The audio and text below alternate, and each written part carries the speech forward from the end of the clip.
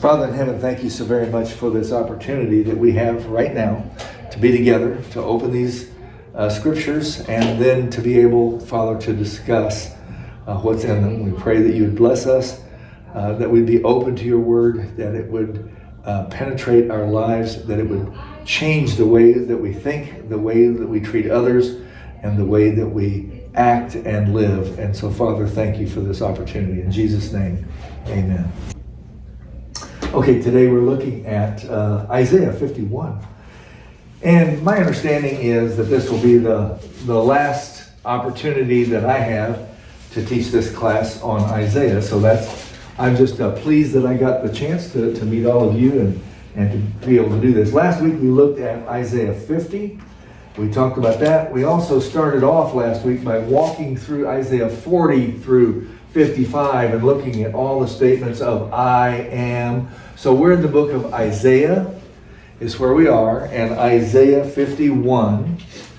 So just everybody, I don't know if you've all met Samantha, but Samantha is joining the class for this morning, and we're pleased to have Samantha here. Yeah. All right. So in Isaiah 50 and 51, what we have is God coming to a group of people who have been carried off into captivity for a whole generation. And it's about time, about the time period in which they are going to receive the ability, because of Cyrus the Great, for a bunch of them to go back from captivity and go all the way back home to Israel. And Jerusalem has been destroyed and it's been laid waste. There's nothing been there for a whole generation now. And so what's happening in Isaiah, this part of Isaiah is getting ready to understand who God is, that they were punished by God because of their lack of faith. They must remember that lack of faith and the punishment that they received from God.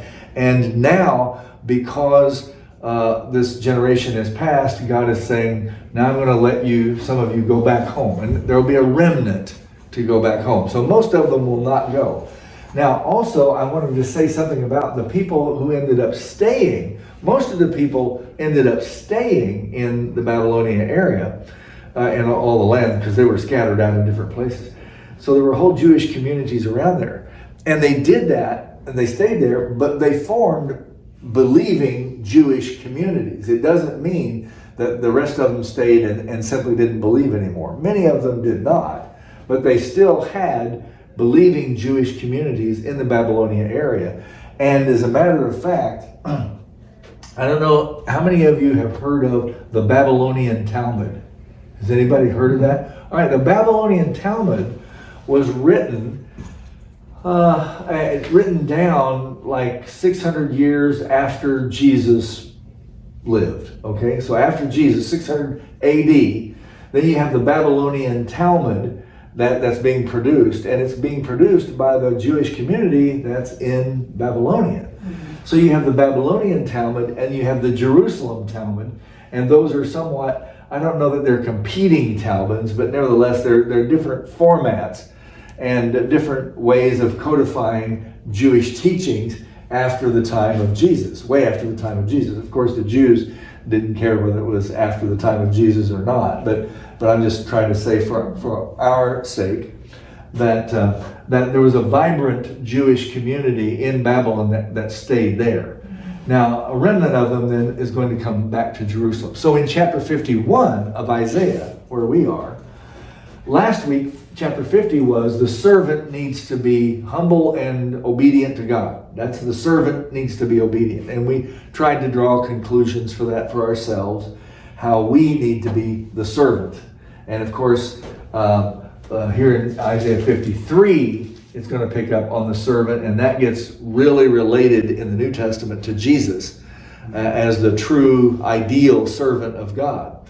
But in Isaiah 51, 2, and 3, this servant of God is Israel, who is supposed to, this is what the servant of God is supposed to be in Israel. And so the servant is supposed to be humble and obedient. In chapter 51, which is today, it's twice as long as our text last week. But this is now saying, so God is ready, and you must remember, and you must be willing to listen to God. So let's point out a couple of things about Isaiah 51, first of all. I want you to notice some of the structure. So if you look at verse 1 in chapter 51, hearken to me, or hear me, or listen to me, right? Now look at verse 7. It says, hearken to me, or listen to me. And then, I missed verse 4. I'm sorry. Verse 4 also, listen to me. So you got 1, 4, and 7, which is listen to me, listen to me, listen to me. So there's an outline of what is being said already right in front of us, where the text is telling us that. Now, after that, look at verse 9. You have awake, awake. So it's a double. See that? Awake, awake. Mm-hmm. Now go down to verse 12, where it says, I, and then verse 17, rouse yourself, and then chapter 52, verse 1, awake, awake, and then chapter 52, verse 11, depart, depart. Now, these aren't accidental. These are put there by the author in order to help you see what's happening. That is to explain this. So if we go back now to chapter 51, verse 1, verses 1 through 8 are then focused upon the people of Israel. And it's focused on those people who are in Babylonia who are getting ready to go back. Starting with verse 9, you have people kind of speaking out to God almost in a prayer, like arm yourself, O Lord. So that's verses 9 and 10.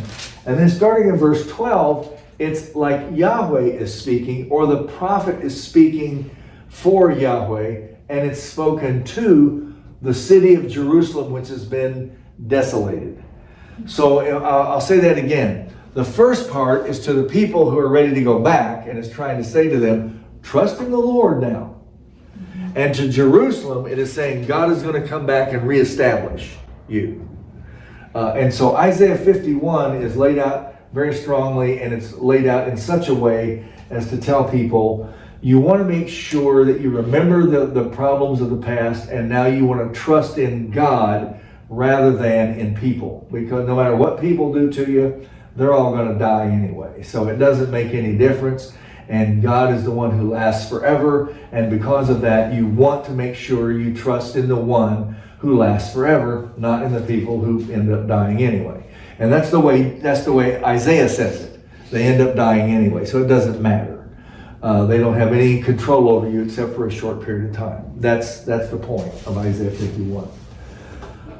All right, and there's a couple of things in Isaiah 51 that we'll want to look at, like it's got in verse, I think it's verse 9. Yeah, in verse 9 it's got a statement about Rahab and a dragon. And we'll get to that in a few minutes, because that's kind of interesting. Does anybody have anything you want to say about, in general, about Isaiah 51 before we jump into the text here? Just my title for my editor is, for that chapter was, The Messiah's Encouragement to Israel. Uh-huh. And I got a prophecy Bible for John Hagee is my editor. Okay, all right. And so he is reading this as the Messiah is doing the speaking. Well, overall maybe, but I was watching as you were trying to explain who was speaking and who it's to, and so I'm not sure it's I, the him, the whole time. Yeah. But that is an issue you always have in Isaiah. Yeah. Is you always got to try to pinpoint who is speaking at this point. Is God speaking? Is Isaiah himself speaking? Is the people speaking? I agree with that. That there's a lot of. In fact, Jeff was talking about this last week. Jeff was saying something about, how am I supposed to know that this comes up and speaks, and then it changes and speaks? How am I supposed to know all that? And one of the things I want to do is pay a little bit of attention to that today, because what we're accustomed to, because I think Jeff brought up a really good point, is how are we supposed to know when this shifts from this person speaking to the next person speaking. And sometimes you can't tell that. Sometimes you have to watch real closely to see it happen. I was going to say, we're accustomed to writing things down, and if it's going to change speakers, it will say so-and-so said, and then so-and-so says, and then this person says. So we're accustomed to having those given to us. But in the prophets, that doesn't happen all the time. What has happened is there have been different sayings that have been brought together and put together in a chapter, and so the speaker changes, and sometimes the people spoken to are being changed. Let's pay attention to that and watch. So this hearken to me, hearken to me, hearken to me in verses 1, 4, and 7 lays out the notion that God is speaking through the prophet, and the prophet then is speaking to these people. And I just want to make it clear that the most immediate problem in front of these people is that they are in Babylonian captivity and they're getting ready to go back home. Mm-hmm. So that's the thing. All right. Do you normally do this where the teacher reads everything, or do you pass this around? Or he asks us, he usually identifies, can you read this 5, this verse 10? And all right. It's kind of a form of punishment. So why don't we just start back here with Janice then, and let's start with verse 1 and read through verse 3. Listen to me, you who pursue righteousness and who seek the Lord.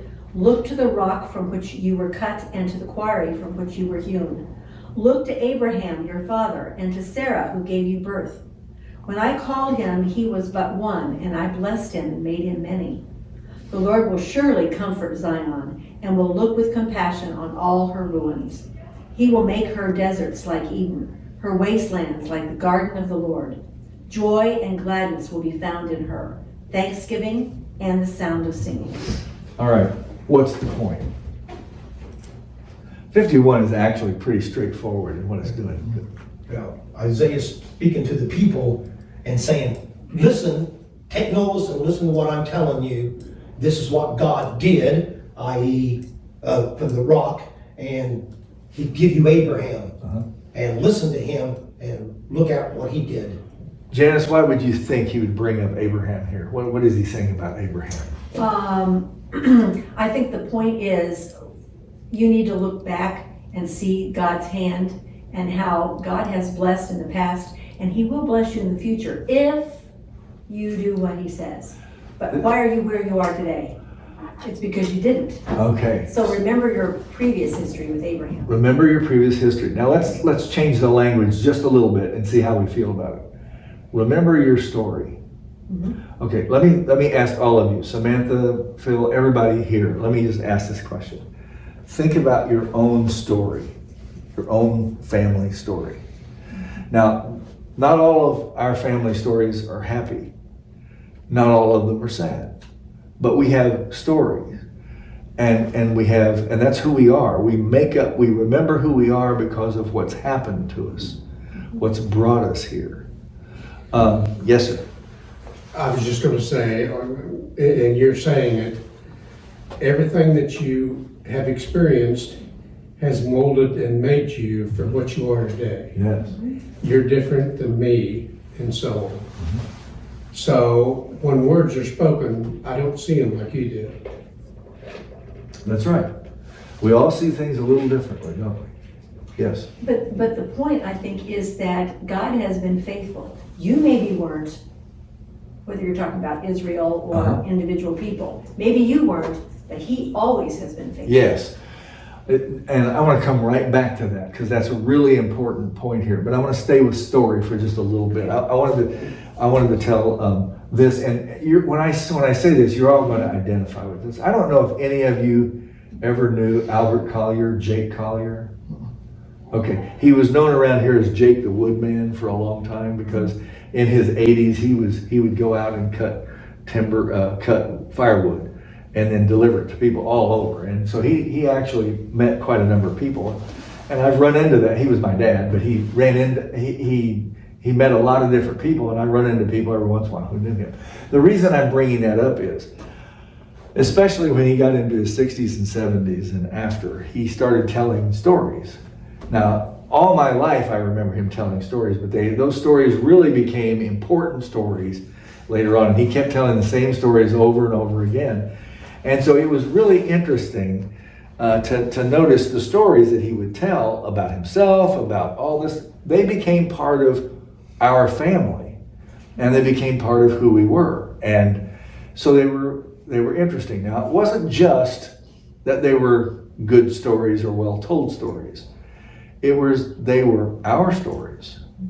And so they helped shape who we were. Now, so I have my own family. I raised my kids. My son has graduated from high school. I go down to Texas where he is at the time, and I'm going to be a part of his graduation down there. And he has a good friend over, and my son starts telling him the story, one of the story, 2 or 3 of the stories that my dad always told, and he told it as if they were his stories. And it really hit me because he didn't lie about anything. That's not my point. My point is simply he owned the story. It was his. And so there's a point of that in our lives we forget our own stories. We don't know who we are anymore. The United States has had a story about itself, about why it exists and all that. That may be getting lost. And if so, we as a people get lost. And the more of our story that gets lost or jettisoned or thrown out, the more we as a people flounder. And so it's really, really important that we remember who we are. And that's the point that's being made here in Isaiah 51 verses 1 through 3. Coming back to your statement now. And it's correct to say, remember your previous history.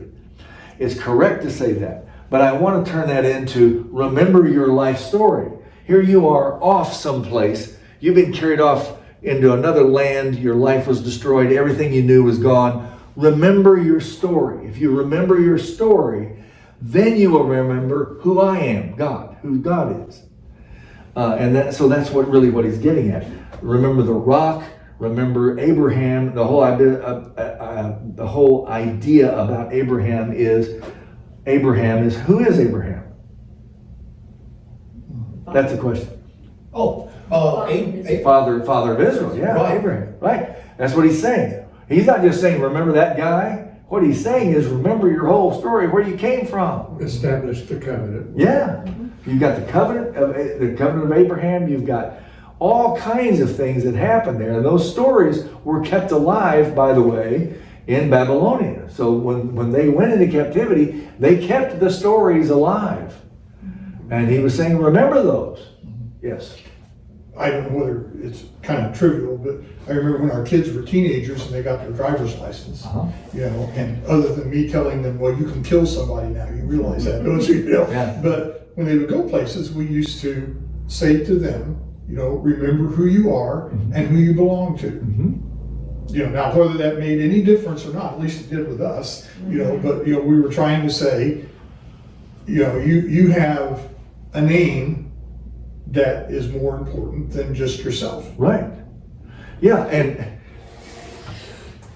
I got to be careful in saying this because I could come across as trying to play to the audience here. I'm not trying to do that. I'm actually going to try to build on what you just said about remember who you are and who you belong to. When I was talking to Lynette and she mentioned your names, she lit up. It revived a part of her story that she hadn't thought about for a while. And so it is interesting how we become we have our own story, but we become part of other people's story as well. And how that's really important in the lives of other people. So, but it was interesting how she just lit up and she goes, oh yeah, and she said he was in music and then talked about some other things that I don't actually remember. She could go on about that, but it was interesting like that. So this idea of remember who you are, where you came from, And what's the point of that? Well, if you remember who you are and where you came from, then you can find the courage to face the things you have to do now. And that's what was happening to them at that time. Because think about this. These people, this was a whole generation later. Some of these people coming back had never been to this place. They'd never been to Jerusalem before. They grew up in Babylon. That was their home. Now they're going to leave home and go back to this place that was their previous home, their parents' home and grandparents. So you got to have courage to do this. If you remember your story, you'll be able to do this. Yes. I need your help in refreshing my memory. You know, when the Babylonians come down and they encircled the city, you know, well, there were many Jews killed. I mean, the blood was flowing in the street. Right. Now, was it happenstance, or was that the elect few that survived and went into Babylon? Was it just a cross-section of the population, or was it the remnant that had the correct values? Now, what I'm about to say is they went in and again, 70 years, I think, in exile, huh? Okay, that's at least a whole generation. Okay. Right. Now, they were in a land that worshiped other gods, and they were scattered or dispersed over the whole thing, so they couldn't unite as a community and gain any strength. Right. Okay, in that kind of a setting, how could they stay oriented as to their story? And you got a couple of generations you're going through there. Now, the ones that are coming back, they are faithful to who and why? You will forgive my lack of artistic ability here, okay? So I'm going to do this. Down here is Sea of Galilee, Jordan River, Dead Sea. Over here is the Tigris and Euphrates rivers. And so this all right through here is desert. So nobody goes in here. Well, there are no big populations anyway. So Jerusalem is here. Babylon is over here somewhere, right? And when Babylonia, the king of Babylon, came over here and they destroyed this place, the people that they ended up taking out were simply the survivors. So there's no issue in any of the texts that we have that the people that were left were the faithful people. The issue is that a lot of people were killed, and then whoever was left over, they took them all, and they left this place desolate. And so Assyria had already come over here way before Babylon did. So in 722, Assyria came over and destroyed this area up here and carried them off. And in 605, 600, and 586 altogether, that Babylon came over in 3 different waves and took these people out. And carries them off. In fact, they carried them off and scattered them all over the place in the Babylonian area. Now, what happens here then, the people who are then carried over here band together in communities, and they start building communities, and there are some people there at least that just blend into the community. They become atheists, they don't believe in God anymore, and they meld into the population. However, there were groups of people who were Jews who stayed firm to the beliefs that they had. And because they stayed firm to those beliefs, they started telling the stories, and they remembered the stories. When Isaiah is saying, remember Abraham, he's not saying, hey, you've never been taught this. What he's telling them is remember the things that you've been telling yourselves and the stories that have been told all this time, because all the stories of the patriarchs and God saving Israel and all that sort of stuff was being told in all these communities. So now that they're getting ready to come back, there's only going to be a few of them come back. And that's the remnant right there. So the remnant is coming back over into this area and into Jerusalem and the whole Palestine area. And as they're coming back, they're gonna have, the question is, what did they believe? Well, they believed in God. And they believed in the stories about God. And because they did, they had certain leaders that knew those things really well. So back over here, you're gonna have Ezra and other teachers that are gonna try to convince them. Now, are they gonna stay faithful? No, not entirely. Well, They don't. I'm just saying, before they were taken to exile, they had fallen away from God. So what's their story? Well, a lot of, Okay, now you take them away for 2 generations. Where's that story going? And what is the story? And when they come back, they're faithful to who? yeah, they're faithful to God. Okay, but Now, now, I mean, I'm just pointing out these things. okay, And so where is the keeper of the scripture? okay. I'm trying, I may be missing your question, but I would like to say, when they were faithless and God destroyed the country, that doesn't mean every single person was. It means that as a nation, they were faithless, but you still had faithful people in Israel. And some of these faithful people were carried over here, and those are the people that kept the story alive and kept telling the story. They ended up getting communities of Jews in locations, and those stories would be told, especially now they became important over here. Now, am I addressing your question? Because I think I am, but I don't know if... Yes. It's not that they had forgotten. I just find that their faithfulness to God had faded tremendously, and that few elect faithful lost their influence before they even went into Babylon. Well, Okay, now you're going into Babylon for 2 generations, and you're going to have those faithful few rally the community. I think though, Well, that does happen. I mean, historically, that happens. And it doesn't mean that everybody turns to faith. It just means that they build a faithful community in Babylon. God is Well- sovereign, and throughout the Old Testament, Elijah, when he the one that said, "I'm all alone here. What am I?" And God goes, "Oh no, au contraire." That God preserves His, and it's Him that does it. He, wherever they are, He preserves His remnant.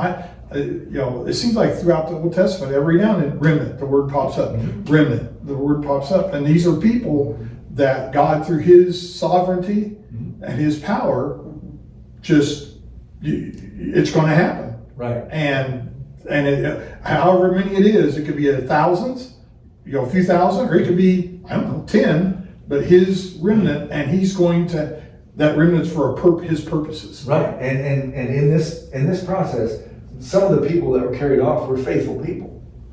Yeah, there's 605, all the elite is taken out, and then if you read all the story, kings were taken there, whoever the king of Judah was at that time. We get, I think 597 was that middle one there, and that was, and then how did they have that wisdom when they came back? Nehemiah, Ezra, them were the leaders. Zerubbabel, he built the temple, Nehemiah, the walls. So how did the people that were up there, right, you're correct. A lot of them didn't come back. Right. Because remember what Jeremiah told them, go there, build homes, start businesses, do your thing. And they do. And they were successful because they've always been successful. Wherever you put the Jewish people, they've always been successful. Read one time, look into the Nobel Prizes. Oh my God, the number of Jewish people that's won Nobel Prizes, when you look at by their comparison of the world, the whole world, and then, for example, an Arab person, Abraham is their father through Ishmael. They have, I think, 2 Nobel Prizes in literature, Okay. and that's it. Okay. Well, let's come. I mean, you're right. You're right. I'm not sure that we're addressing your question, Well, but I'm just saying with this experience they went through, what I compare it to, and almost everybody comes to this point. You remember the story of Alice in Wonderland? She was going down the Yellow Brick Road. She came to a fork, and she says, "Which way will it go?" Well, the Cheshire Cat was in the tree beside, and he says, "What's your destination?" She says, "I don't know." He says, "It doesn't make any difference then." yeah, well, that's right. And So, a lot of us are challenged to the point that you either follow God or you don't. Right. And that happens to us all the time. Can I make a point, Absolutely. so you can't get through anything you want to get through today? Sure. If we translate this to the church, how about our people who come to Christ and have no story, prior to that? It seems like, to me, that that's our job in encouraging people, and that what we're supposed to do is graft them in to our story. We encourage them and tell them, no, you're a full 100% part of this of this body of Christ story. Because I think of Janice and I, we grew up in Christian homes, but yet when we think back, I won't say Janice, but I took my upbringing kind of for granted. And if people would say, who were really influential people in your life? I'd say, well, these people in Peru, Indiana, these people here, and I'm thinking, no, it was a consistency of like my parents and people at home and stuff that did that. But one of the failures maybe of the church is we aren't good, and meaning we. No, I think that's a really important thing, and it's the point of story here in Isaiah 51 is so fundamental. I really like what you're asking here about the people. The only thing that I want to emphasize is it's important for us to realize that yes, they were destroyed for their lack of faith. That doesn't mean every single person was like that, and there were faithful people who carried the traditions and who carried the scriptures as they were being written along with them.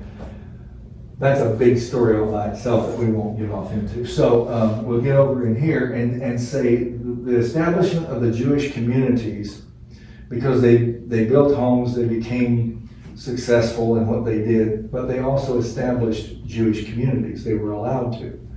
And in those communities, they started remembering what was true back home. And what they lost. They started telling the story over here. And so you would hope that all of them would have been converted to this story, but they weren't. But there were still enough of them that many of those people are the ones who wanted to come back. And so when they come back, they're carrying the stories of Abraham, and they're carrying the prophecies of Isaiah and of Jeremiah and the other things. They're carrying those with them.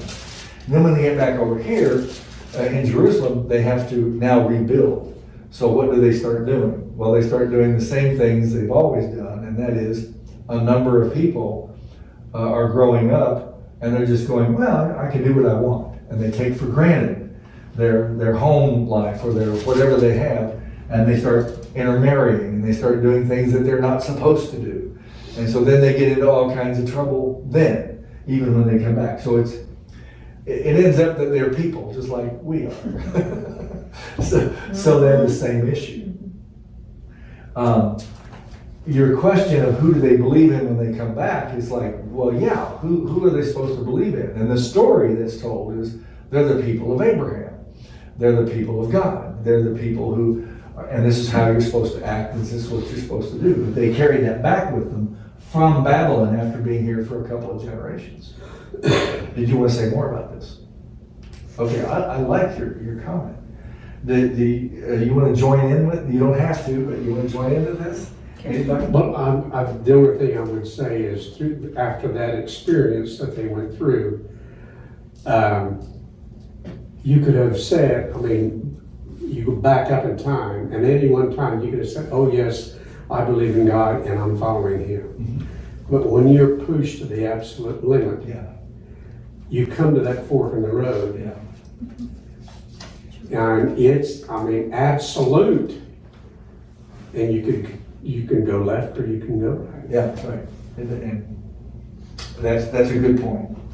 Anybody else? Well, when they left, and we know from Nehemiah, when he got back, when Israel was taken out, others displaced them, came in, because what Nehemiah faced, individuals that he faced getting back trying to even build the walls. Yeah, so it wasn't desolate. Yeah, there were people here. People would come in, but Now, I mentioned the word desolate a while ago. What I meant was the cities were destroyed, they were demolished. Right, There were right. people that came in there and they were living around there, but Right. that wasn't. And that was the problem. That's who they intermarried with, was people who were still around there. Right. Uh, And then Ezra comes back and they find the law, remember, and everything. you And know, there's all kinds of things that go with that, so. All right. So what he's doing here in verses 1 through 3 is saying, you need to remember who you are and who the Lord is. Now, you all know, again, I'm going to assume that I'm going to guess that you probably know this, but I'm going to say it anyway. In your Bibles, you have the word Lord, right? And have you paid it, I mean, do you know this? Sometimes it's all caps. All right, if it's all caps, what does that mean? No. Yeah. yeah, Okay, Father. well, it doesn't mean Father. Well, the Father, though, I said, Oh, I see, okay. the, yeah. Yeah, if we, there is no Trinitarian doctrine in the Old Testament. Right. And so, let me show you how this works. I want to show you something. Here is the Hebrew word. Okay, this is how you write it. It goes, there's a Y, H, W, H, and you read from right to left. Yeah. Okay. So this is how you write it, Yahweh, and it's the same as JH, VH. Now, the reason that this is, I'm reading backwards here. So this is Yahweh or Jehovah. Jehovah. It's the same name. That everybody knows that, right? Mhm. Okay, I wasn't sure if Samantha knew that, so I thought I'd show you. Samantha, the whole idea is that when you see Lord with a capital O-R-D on it, all caps, then that is God's personal name. My name is Gary, your name is Jeff, your name is Janice, Terry, Phil, Samantha. Those are first names. Those are personal names. God's personal name is Yahweh. And what happened was because of the statement, you shall not take the name of the Lord your God in vain, the Jews then developed this whole habit of, well, then we just won't pronounce the name. Mhm. So when we see the name Yahweh, we won't pronounce it. Instead, we will say the word, we will say this word, we will say Adonai. Adonai. And then what happens is, so every time you see his name, you say Adonai. The Adonai means Lord. So they just call him Lord. So the point about that is, they didn't want to pronounce the name so that they would mispronounce it in some kind of way and take the name of the Lord in vain. But they would say Lord, Adonai. Now, there's more to that I don't think I need to go into. There is one thing I want to say, though, and I'm really off track here. What is the name that's above every name? Jesus.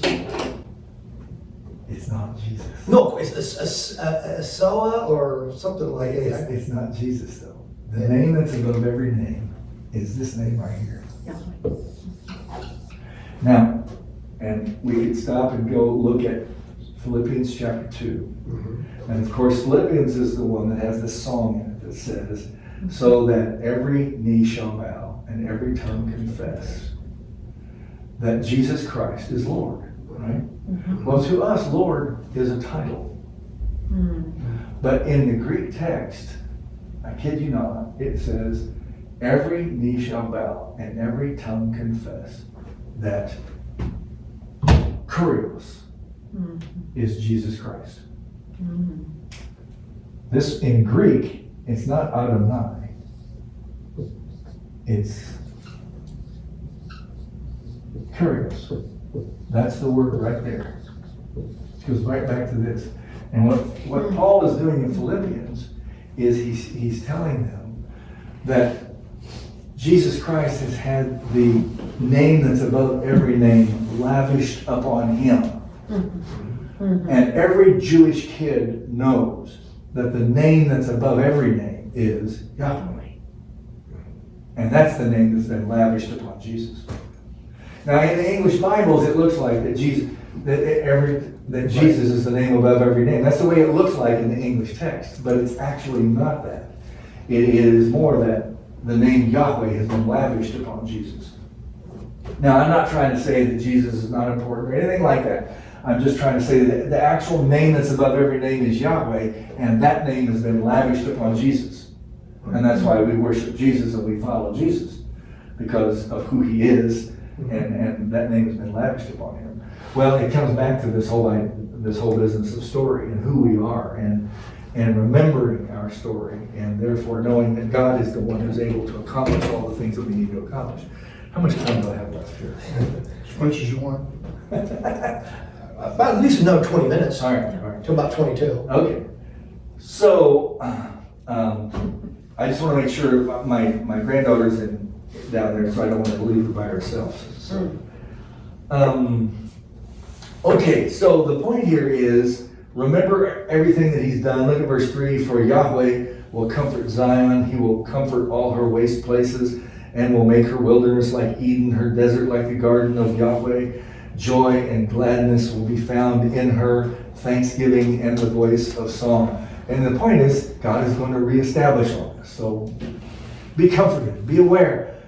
And I want to bring this right down to where we are right now, and that is the main point is, if bad things are happening in our lives, because they do. And sometimes the bad things are not just bad, they're horrible. Sometimes they're unbearable. They're terrible.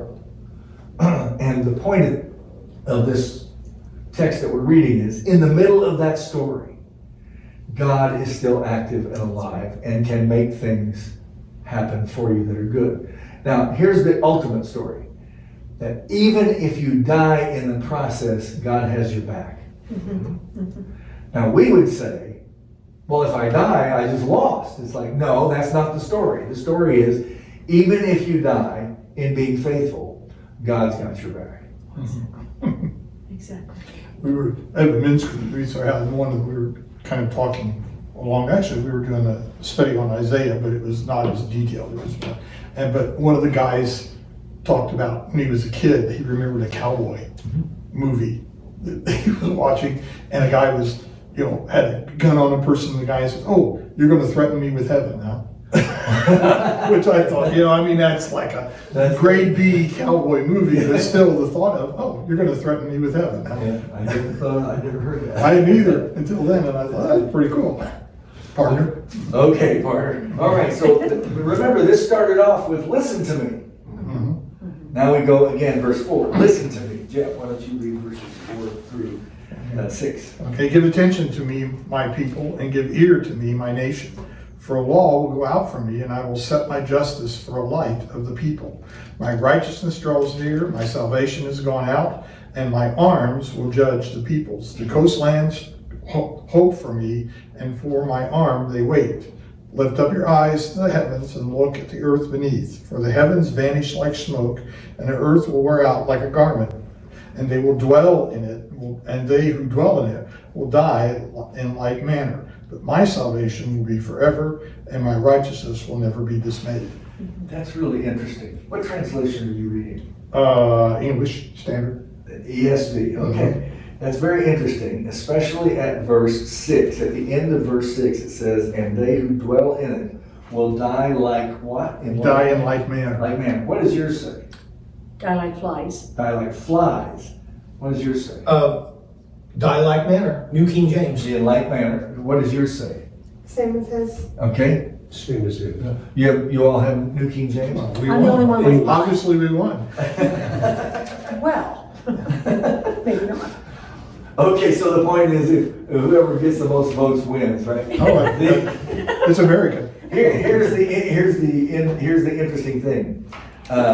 In verse 6, die in like manner, or die like flies. Mine says die like gnats. Some translations will say die like maggots. All right. The reason is because in Hebrew we don't know what the word means. we don't know what it means. So the Septuagint, that is the Greek translation. Do you know what the Septuagint is? If I say Septuagint? Is it 7? No. Well, it is 7. Yeah, 7. You're right. But the Septuagint is the Greek translation of the Old Testament. Okay. And that Jesus used and apparently read from, that Paul read from all the time. Paul quotes most of the time. In fact, most of the New Testament writers quote 80% or 80 or 90% of the time from the Greek Old Testament, not from the Hebrew Old Testament. So they don't care which translation they're using. They're just after the big picture, mostly. And so the thing is that in the Greek Old Testament it says die in like manner. And that's why they have it. So that comes from the Greek, not from the English. But the reason that some of these others say die like maggots or something like that, I'm going to read verse 6 again. Lift up your eyes to the heavens, look at the earth beneath, for the heavens will vanish like smoke.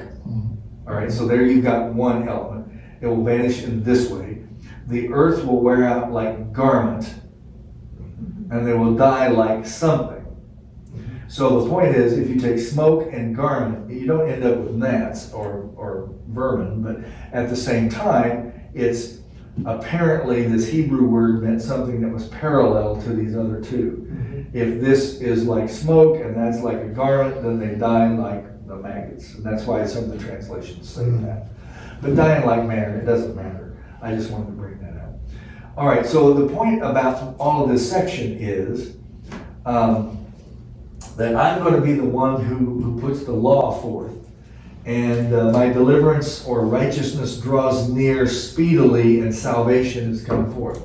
So in other words, God says, because of my ability, I'm going to save all of you, and you can trust in me. That's the whole point. You can trust in me. So if the first one said, listen to me, remember your story. The next one is, listen to me, I can do what I say. I can do what I say. Look at the verse 7. Terry, would you read 7 and 8? Sure. Listen to me, you who know righteousness, your people in whose heart is my law. Do not fear the reproach of men, nor be afraid of their revilings.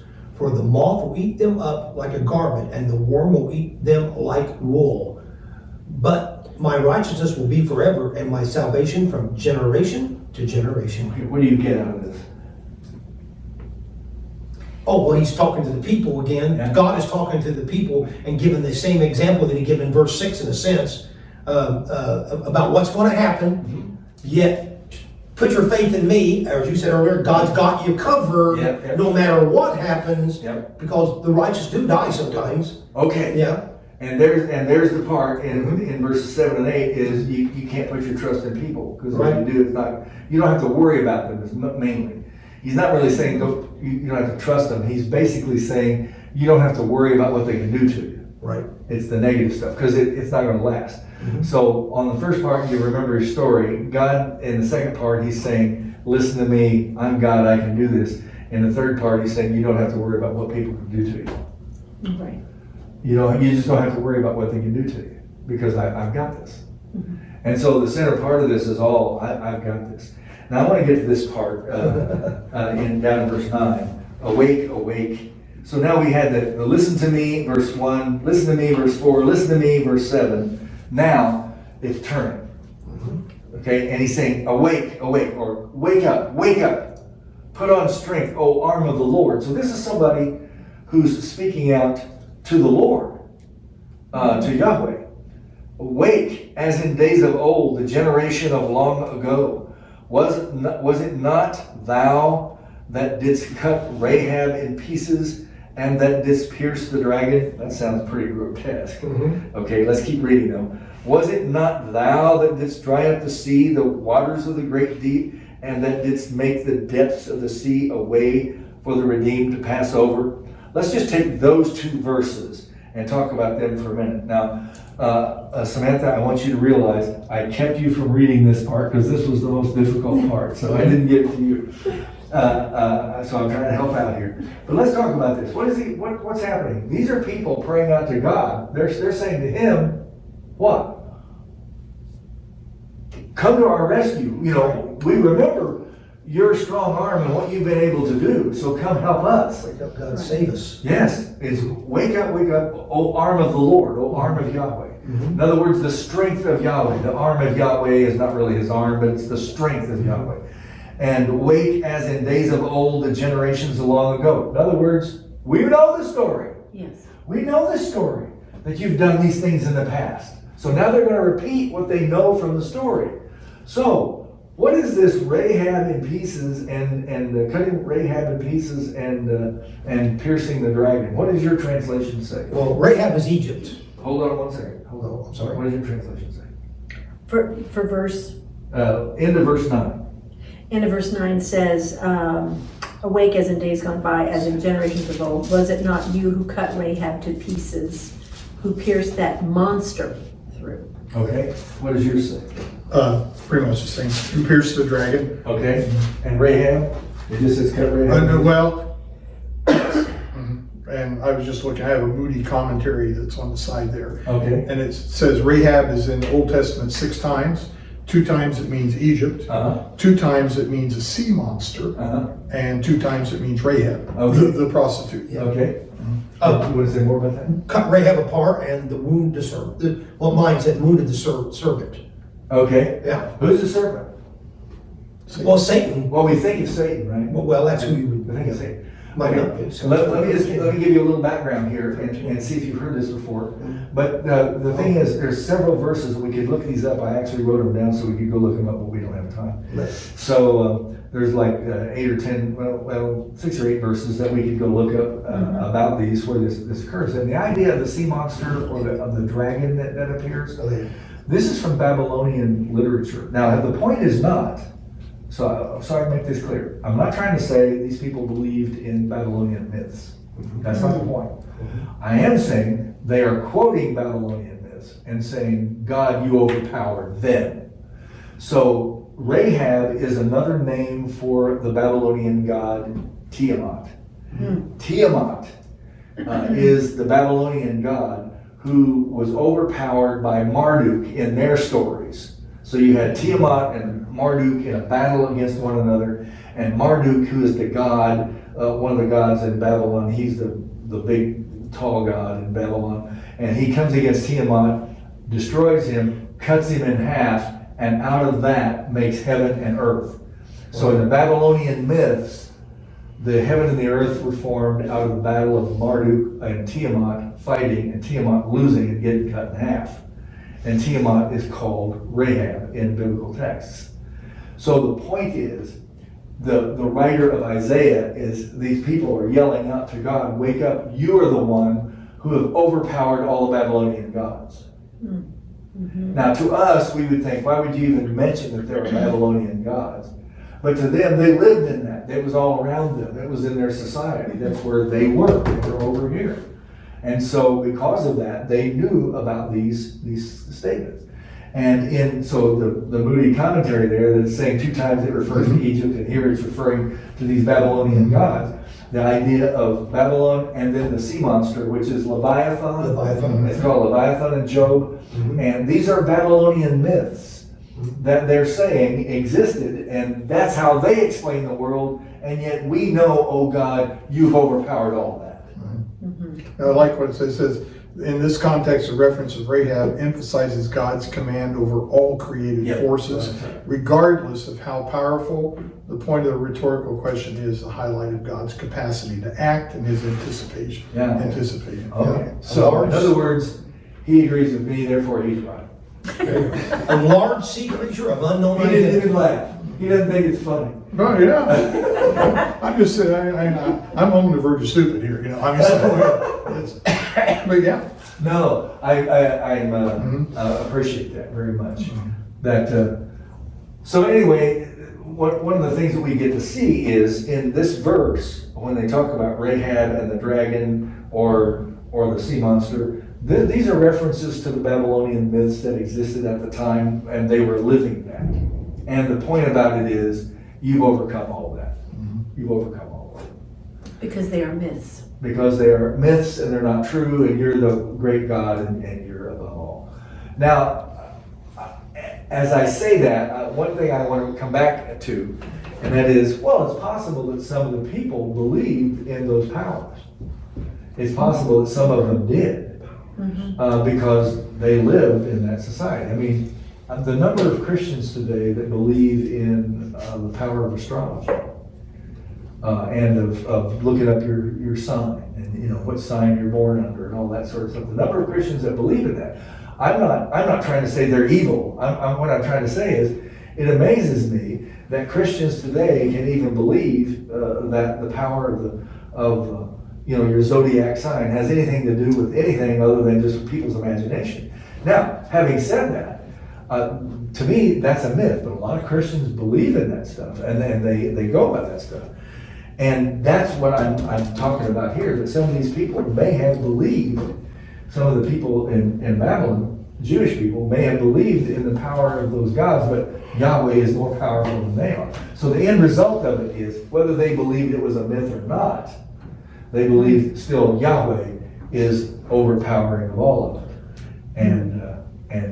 And so we trust in Yahweh rather than any of this other stuff. And I would say we trust in God rather than any of the superstitions that we have today. We just need to jettison those superstitions and understand that God is different from that. Yeah, when you see at the end of none, where it said, and wounded the serpent naturally, where did we first see the serpent and be in the garden? Uh-huh. So that's why Lucifer is going to be at the first thought, for lack of better words. Yeah. Yeah.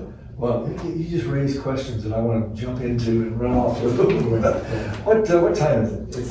It is 25 till, All so. right, we're going to stop right here. Okay. I'll just mention 11. With 11, verses 9 and 10 has somebody yelling out to God, wake up and come and help us. We remember the stories. We know who you are. And then verse 11, it says, and the ransomed of the Lord shall return and come. So here's the prophet speaking now. The prophet kind of sticks his hand out and he goes, okay, so the ransomed of the Lord of Yahweh will return and come to Zion with singing, everlasting joy shall be upon their heads. When?